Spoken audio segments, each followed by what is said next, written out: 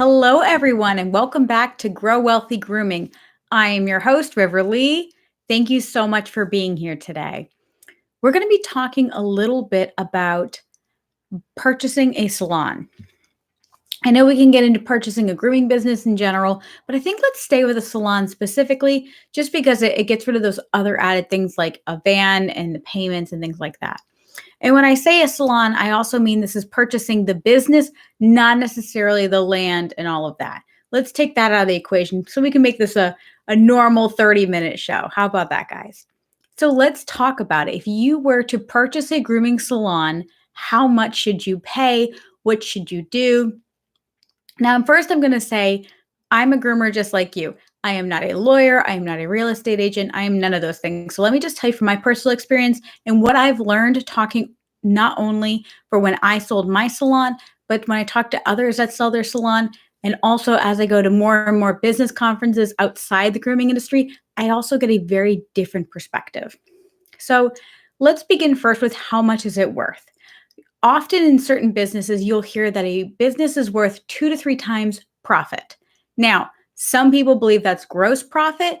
And what gross profit is all of the money your business takes in. Net profit is all the money your business takes in after it's paid all of its expenses. Now, depending upon the business, these can be wildly different. If I were to tell you something, I would tell you to make sure you are paying net profit. The reason for that simply is, let's be honest, if I took in $100,000, I could be paying $80,000 worth of bills. That business is only earning $20,000 a year. It wouldn't make any sense to pay $200,000 for a business if it's only going to make me $20,000 a year. So let's start with that. The other question you have to ask yourself is are you buying a business or are you buying someone's job? A lot of salons are a one groomer owner salon. And that gets very tricky. So if let's say I'm a one groomer owner salon and I learned, let's say I learned online and then I learned at Petco or I learned by myself. My style is going to be very different than your style. That's one thing that I loved about cat grooming is how regulated it is. Because if you're a certified feline master groomer, which I am, you are going to see a line cut is a line cut is a line cut, and there might be variations. However, if you and I both did a round head on a Yorkie, it may or may not look totally different. If a client tells me I want a 1/2 inch all over, my style may include more scissoring or yours might.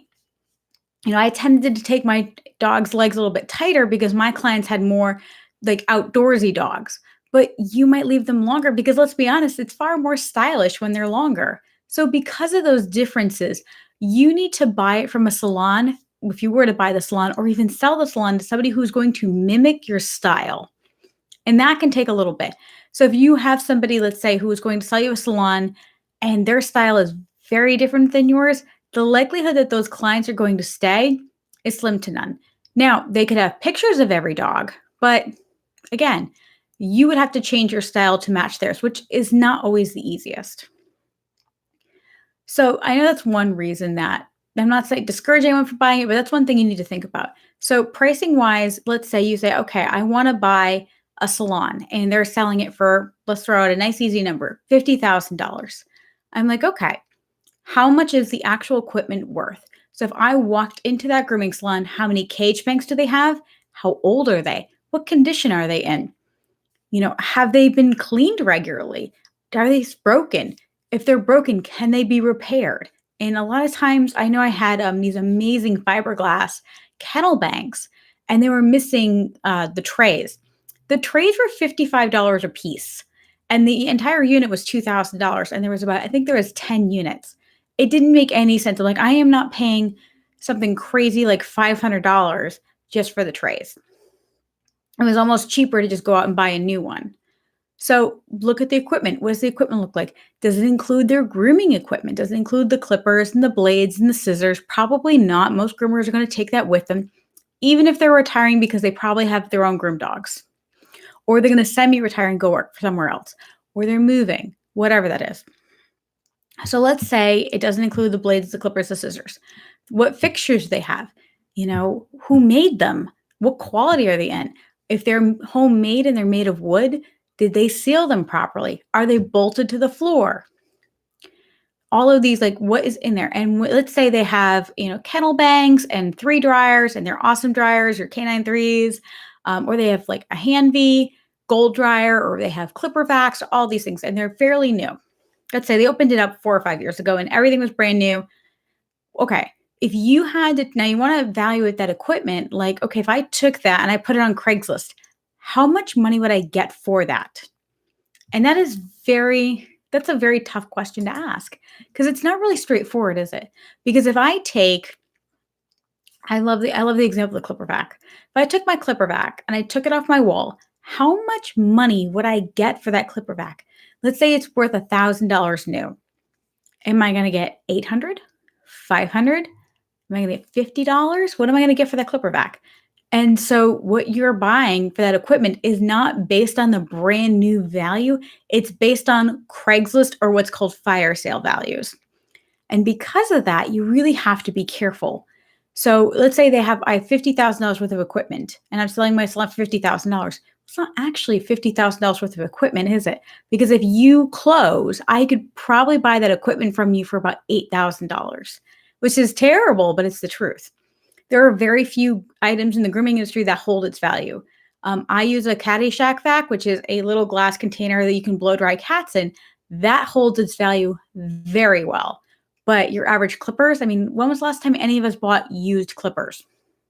If I had a KM10 wireless, that's like, I think $200 right now. If I were to sell that, I probably would get about $75 to $100.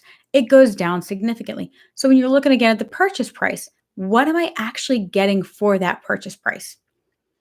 So now that we've looked at, the equipment and let's say you've already, your grooming styles are very similar. So the equipment, grooming style similar, perfect. Again, are you buying their job? So think about it this way. If when you buy a business, if I buy a restaurant, I am not buying a job where I cook. Like I will not be cooking, doing the wait staff, and I will not be the one, let's say, making the appointments. I will not be the hostess. I will not be the waitress and the cook. That's the truth. You can't be all of it, right? Well, in the grooming salon, the same thing. If I'm purchasing someone's standing business, am I buying a running business or am I buying the assets of the business? So I talk about the assets again. That is the actual equipment, what's inside the building. That is the client list. So all of the information. And I would make sure that is it's really easy to get the client list when you're purchasing a salon if they have, let's say, 123Pet or another form of software.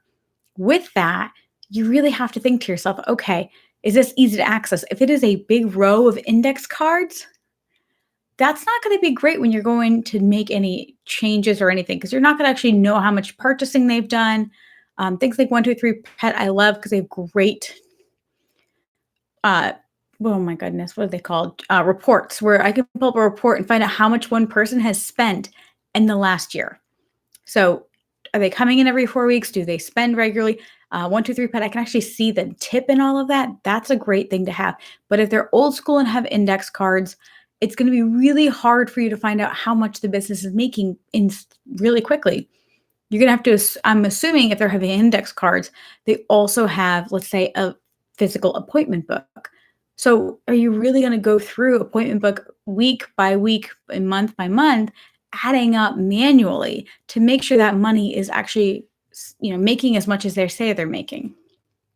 That's tough. So again, and if they're the one groomer owner, you have to assume you're going to be taking down all the rules. And let's say they're saying, okay, I net, again, we're $50,000 purchase price. They say, I'm selling the salon for $50,000. I net, remember this is after expenses, $50,000 a year. Okay. But did they account for them being paid as an employee? So if they paid them as an employee, whatever pay rate you would want to pay your employees, ideally that would be hourly. If it's not hourly, it would be a commission-based. And would that commission-based be, we won't go too far into this, but it should be 30% or less. So if you were to hire someone to do that instead of you, how much money would they have made? And sometimes they actually would have lost money had they been paying an employee, and not just an employee. Like, let's say if you have a groomer who's selling a salon for $50,000 and they're like, yeah, I do 14 dogs a day. Can you do 14 dogs a day? I am not that groomer. I like, honestly, 5 to 7. I'm lazy. Like 5 to 7, I'm good because then I can go home. I can see my kid. I can be comfortable that way. So if I am going to buy a salon where someone's numbers are inflated because they are Wonder Groomer and they're burnt out now from doing 14 dogs a day, those numbers are going to be skewed, right? So again, let's talk about, okay, so let's say they only do 5 to 7 dogs a day. They're netting $50,000 a year, and they're willing to just take a year's worth of salary to buy it. Great. That sounds all well and good. What is the likelihood these clients are going to stay? Now that's another question. Again, because of style differences, personality differences, you know, are they pricing properly? Let's say you do a lot of hand surfing, but they're similar. They charge, I mean, let's be honest, we've all seen the grooming salon where someone's charging $35. Are they a $35 Yorkie place, or are they a $75 Yorkie place? What do you want to be? Is their branding the same way you want your branding? Are the colors the same? Are clients not going to like it once you paint the room? Sometimes clients can be that way. I've had clients when I owned my shop, mine was the green Paw Spa, so we were green. I had a lot of clients that would come in and say, wow, I love how natural it looks. I'd be like, thank you. I said, yeah, the last place we went was like purple. And I'm like, why do you like purple? They're like, no, it's like Barney threw up everywhere. And I'm like, okay, so they may not like the branding of it. And if they don't like the branding, there's not much you can do about that. And, you've got to decide if you're going to change the name or not. And that could create confusion, especially if that place used to be like Maria's Grooming Salon and your name is Sally. So let's go back again to if you're going to purchase the salon. Now, $50,000, they net $50,000. And they are, in this scenario, they own the business and that's what they make. So they essentially make $50,000 a year in their business. And we're not going to talk about best practices and how they pay themselves. Let's say they just take an owner draw and they're okay on their taxes. They don't lie on their taxes. Well, great. But couldn't you just get a job making $50,000 a year? I mean, think about that. How much easier would it be to just get a grooming job making $50,000 a year? If they are working, let's say 5 days a week, grooming 5-6 dogs a day to earn $50,000, well, not only are they just paying themselves, let's say that 50% commission, they are also going to be paying higher taxes than if you're a W-2 employee. You are going to have issues where you're the only person. So if someone doesn't pick up a dog, you have to stay. If you get sick, then you're going to be the only one. So when you're purchasing a salon, you want to make sure you are buying a business that you are going to grow and not necessarily just a job you're going to keep. I'm trying to think of a good way to start explaining that a little bit more in depth. And feel free, guys, to say hi in the chat. The chat's right over on the other side. Feel free to. I love hearing more and more about people. Perfect. So again, let's talk about in this, when you're purchasing your salon and it's just job. So what is the worst case scenario with this? If you have a job that you essentially buy, what's going to happen is now you have debt or you invested money into a job. Imagine walking up to your employer and saying, boy, I really want to make $50,000 a year. And they're like, okay, but first you have to give me $50,000. And you're like, sold. Again, in making $50,000 as a groomer is not uncommon. I know a lot of people think it is uncommon, but a lot of that's because we're not actually keeping track of our money. So with that, I want you guys to consider when you're purchasing a salon, are you buying the assets of the business or are you actually buying a growing concern, a business that is a business and not just a job? And I know, again, this sounds a little confusing, but you want to make sure what's going on. So let me think. I know it's live. This is always the trouble with being live. So let me think of a good analogy.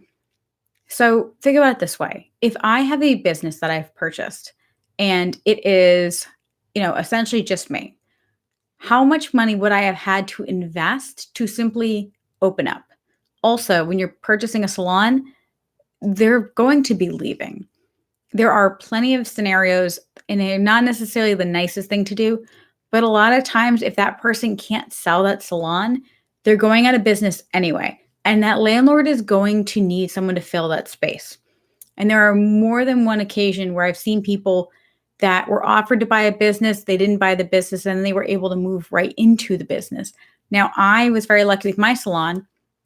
When I rented my salon, it had already been a grooming salon. So somebody left, and I had my tub and I had all the electricity done and all the wall sockets. I did buy some equipment from them, but I didn't buy their business, nor did I buy their clientele. So again, when you're purchasing a business, you have to say, okay, is this a standalone business? Does this run itself? Am I buying an asset that is going to generate income without much effort? Or am I purchasing a job that I'm going to have to work? And that's the truth. Like, if perfect example, I was talking to somebody who had purchased a Massage Envy franchise. Yes, it's up to them to make sure everything is running and rocking and rolling. However, they have massage therapists, they have anestheticians for facials, they have receptionists, they have an assistant manager and a manager. So all they have to do is come in once a week to make sure everything's running smoothly. That is buying a business. Now, that is a franchise, which is a little different, but they bought a business. They bought an established running business that is going to generate money whether or not they are there. And too often, groomers are buying somebody else's used salon and their job. More often than not, you are again better off working for somebody making 50 grand a year or even $35,000 a year and saving up cash to open up your own shop or going mobile and knowing what you really want in life. Because being this, I know, can you hear my kitty? He's like, meow, please let me in. No, we're recording. We're recording. But anyway, so again, what with the purchase price? If that shop closed, how much money is the assets actually worth? Fire sale. Nothing, because it's not going to be new. Even if it's 6 months old, it's been used. It's been peed on. It's been pooped on. There's been quick nails on it. It's used. How much is the assets worth? How much is the clientele list worth? Is this clientele an every 2 to 4 week clientele and they're paying an average of $65 a ticket? Are there a lot of big dogs that are cheap once a year dogs? Or are they great clients that are easy and low maintenance? What is their clientele like? You don't want, they're not equal. If I buy 1,000 clients that are religiously 2-week bath, 4-week haircut, religiously low maintenance 5-strip haircuts, super easy. Or am I purchasing an every 8 to 12 week clients that are all hand scissor doodles that come in matted and don't want to pay extra? Which clientele am I buying? And that means how much effort it is. Ideally, when you're purchasing a salon, you should be able to be working with that person who you're purchasing from for about 6 months. A, to get your styles to mesh together, and B, to make sure that clientele likes you and you like them. That's an unfortunate truth. And that gets very sticky because, again, it's more often than not, unless if you're a competition level groomer, you actually do breed cuts, because a lot of us do breed cuts. Let's be honest. We are not hand stripping terriers. We are not, pet owners don't want a breed standard cocker cut. It's got a lot of hair. You don't want it. So it's all variations of that. It's all interpretations of that. And because of that, we all have a different style. So when you buy it, you have to decide how that's going to be. I don't know if I really want to get into, a lot of the other stuff as far as taxes and things like that go. But yes, when you purchase a salon, you can deduct those depending upon where you live, what city, what state, and also what country. But you could do the same thing if you purchase that stuff new. Yes, having an established clientele is a lot easier to start with than not having a clientele, unless if it's a shitty clientele. If it's a shitty clientele, it's actually way harder. Yes, it is a lot easier to start with a business that is already known, unless it has a bad reputation. And hopefully, you're going to do your research when you purchase a salon to make sure all of these things are exactly that. But it's really hard to know. I mean, I'm in a very small state and I have a great community and nobody wants to talk bad about each other. Nobody's going to tell the nitty-gritty of things.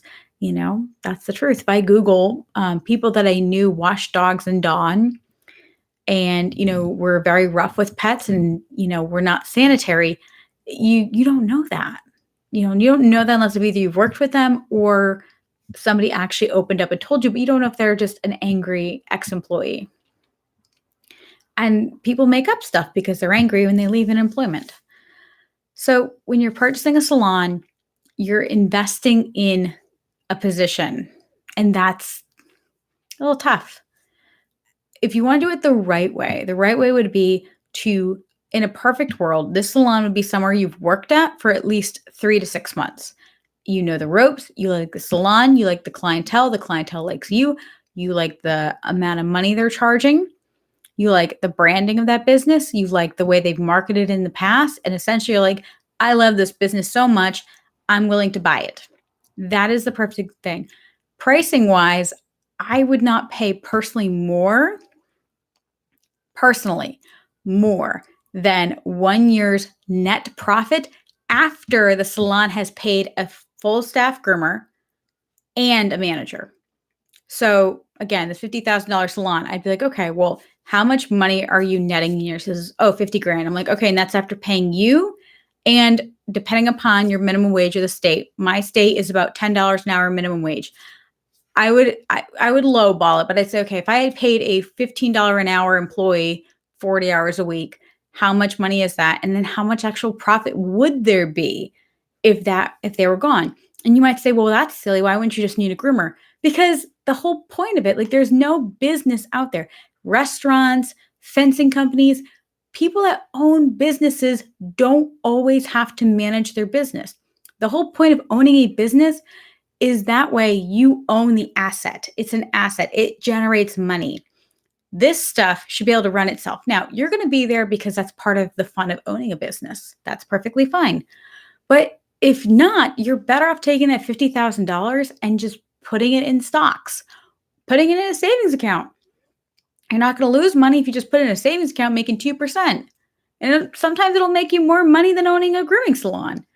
So assume you're going to hire a manager, assume that you're going to buy this business with that. And when you hear somebody buying that kind of business, I love the example of a hair salon. Hair salons have, obviously hairdressers, but they have a receptionist, and most of the time they get a manager once they get bigger. If you are going to run a business with multiple groomers, either you are going to have to be the manager and not be grooming, or you're going to have to hire someone to manage your staff. There's just too much going on. You want to make sure your quality's up, things like that. I don't want to get too off topic with that, but a manager is so important. And the beautiful thing is there's enough groomers in the industry who have been grooming for 20, 25 years, who are ready to step down from grooming and step up to a fantastic manager role. And managers should not be grooming. I'm sorry, grooming salon managers don't manage. If I have a massage therapy business, my manager of that massage therapy business would not be massaging clients because she can't keep an eye on my employees while she's also doing massage therapy. That's just not the way that works. Sorry, I'm just clicking on this thing. Whoop. That's why you don't touch things, right? I was just seeing if I could make sure that the chat was on in case if anyone wanted to say anything. Because I love your input. If you guys have questions or more input, please feel free to say hi. There's a chat box right there. I'll be keeping an eye on it. I don't want to go too off the path. It's a little crazy sometimes, but oh goodness, let me take a sip of water really quick because these lights are a little hot today. Totally off topic. I don't know if you guys have seen this drink. It's called Hint. I know you can't see it this way. It tastes like a little bit of cherries. It's fantastic. Num, num, num, num, num, num, num. So yes, ladies and gentlemen, I'm assuming groomers are female, but I know plenty of male groomers as well. If you're going to purchase a salon, you have to make sure you're not buying your job, you're buying a business. And you need to know what you want to do as well.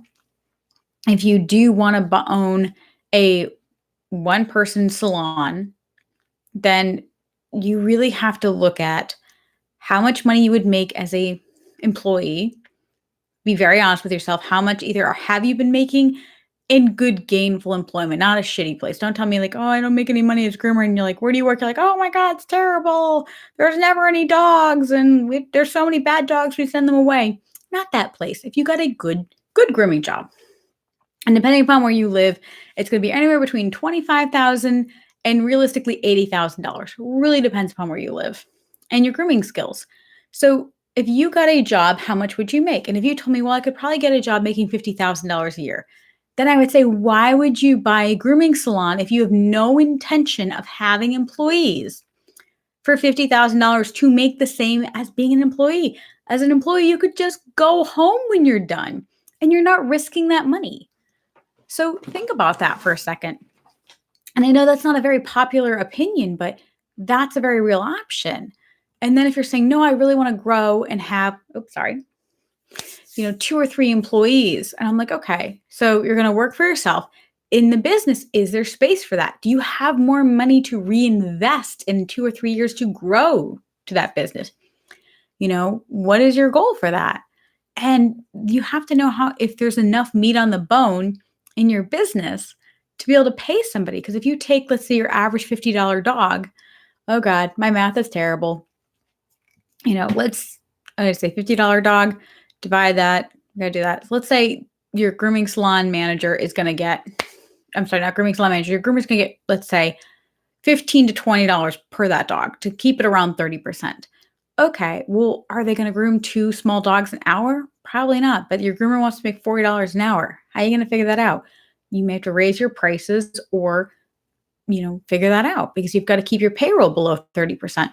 And a lot of times we're so used to just paying ourselves and taking what we can get that we don't actually do the math to figure out if we can hire employees.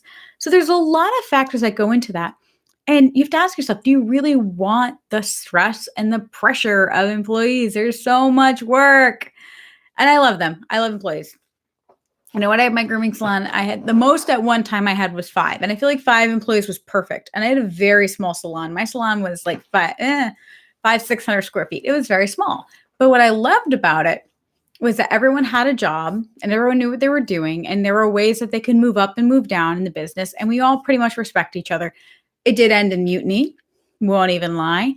I definitely would have done things differently. I left for a week and I left my employees at the job.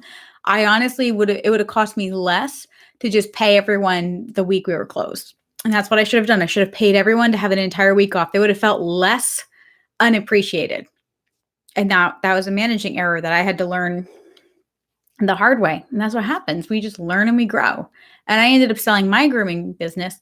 And I sold my business for 1 year's net profit. And I was very happy with that.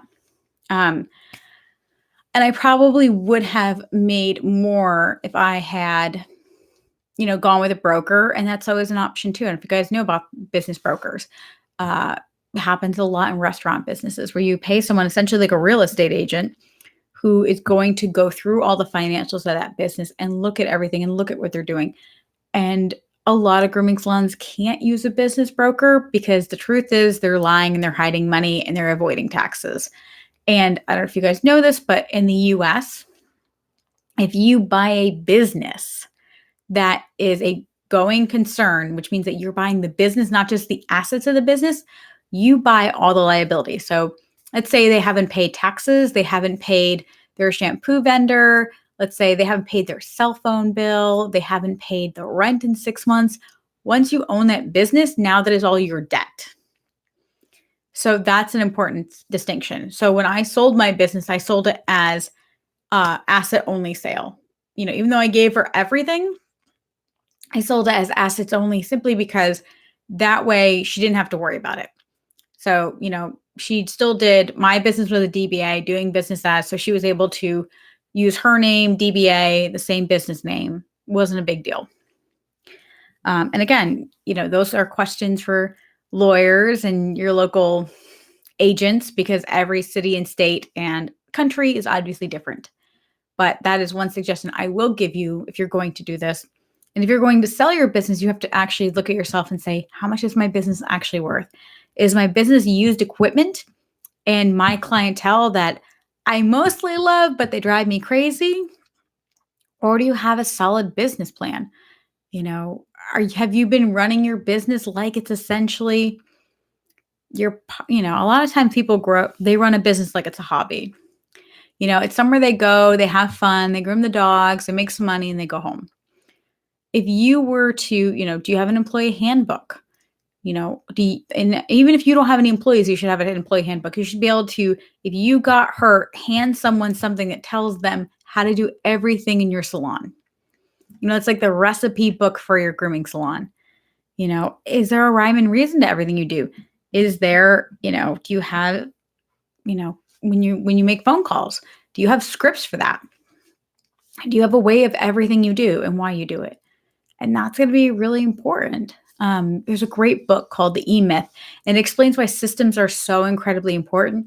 They create so much continuity in your business, and it allows everything to just run smoothly. So I see we've got a couple of people here. If you guys have any other questions, I'd love to hear, I'm going to type here for chat. Feel free if you have any more questions, if there's anything else I can provide. I'm not saying don't buy a business. I'm not saying don't sell your business. What I am saying is question what you're purchasing, question how much it's worth, and make sure you're actually going through all of that and it's going to be a good buy. And if you can use a broker, it's a great option. It is going to cost you money, just same as a real estate agent would, but it's going to also save you a lot of sanity. It's going to catch if someone's lying about how much money they make. Because a lot of times we just assume people are sweet and honest and caring and truthful, and they're not. Or if you're selling a business and you've been lying on your taxes, you've got to be really careful. A lot of people will just pocket the cash. There's lots of things morally, there's nothing morally wrong with that, but there's a lot of wrong as far as like you can get in big trouble. And that's a very personal choice. But if you're going to pocket all that cash, you have to make sure that, when you go to sell that business, it's not going to be as easy because that money, you can't prove that money was there. So if you're the kind of person that anything in cash goes in your pocket and everything on the card gets reported, it's a very common way people do things. Unfortunately, when you do that, guess what? When you go to sell the business and you say, yeah, we earned $200,000 last year. And they go, yeah, we only see 80. And you're like, no, the other 120 is in cash. And they're like, okay, sure. Sure. You can't prove it. So that can always bite you in the ass too. I really think the best person to buy a salon is a groomer or an investor who has been at that salon for at least 3 to 6 months. If you're going to buy a business as an investor instead of a groomer, then hopefully that either that groomer is looking to just sell and work as an employee. That's a great scenario. That's like I would sign up for that. If someone told me, I really love my shop, but I would really rather just be the groomer and not own this business, that's a great investment. Because then you've got a passionate groomer who realizes they bit off more than they can chew, who a clientele already loves, and they're going to just take a salary. That is a salon that you could grow, and that would be great. But as far as like you taking over someone's job, a one-person salon, it's really not uncommon. I'd have to look up the statistics again, but I remember there was somebody saying in, I don't know if it was groomer to groomer or if it was pet boarding, but when a new owner takes over a grooming business, you're going to lose about an average of 30% of clients, which is a lot because you don't know if it's 30% of all clients or is that 30% of their clientele was the good every 2 to 4 week clients.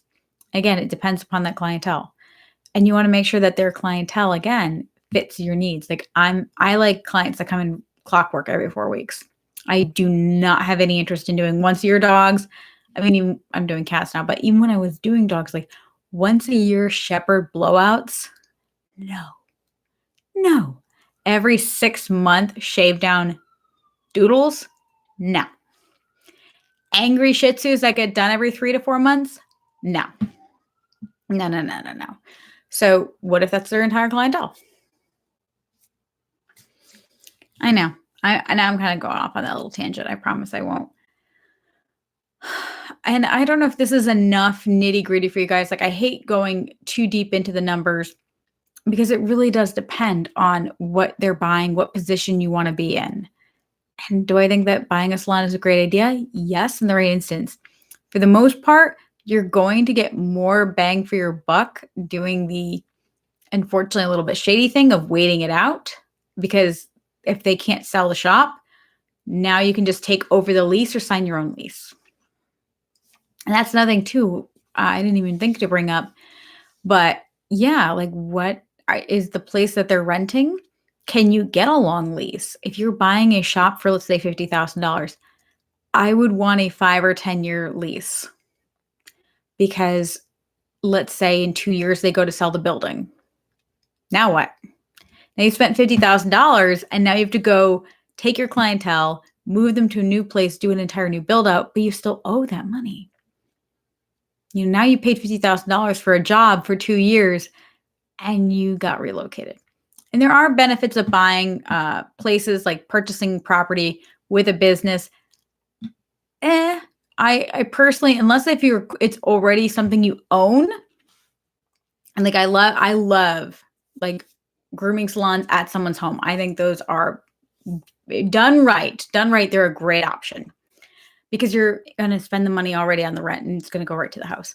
However, if you buy property, you're going to run a grooming salon, that gets a little more tricky because taxes are higher, all these things. So, I mean, you could potentially pay for a grooming salon, buy the property, you own your own job, and you have to pay not just for the business, we also have to pay for the property tax of the business.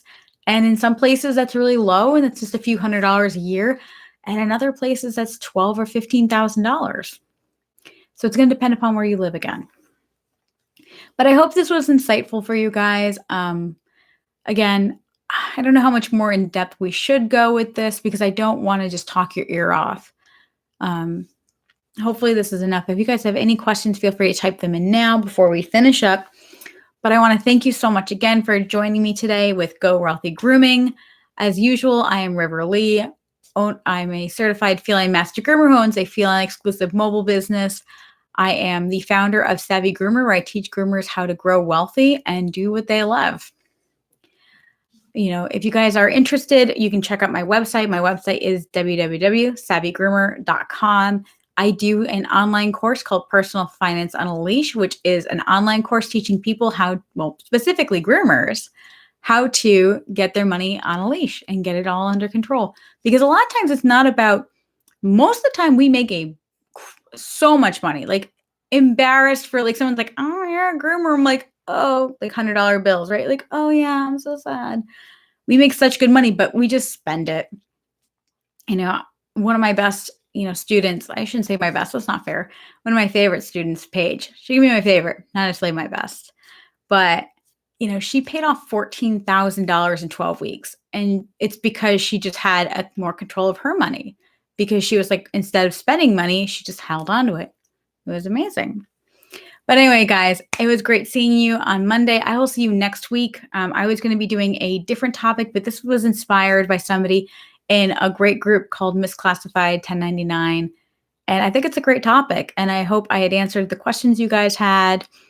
And yeah, if I need to do a secondary video to talk more in depth, I would love to do that for you guys. All right. Happy grooming.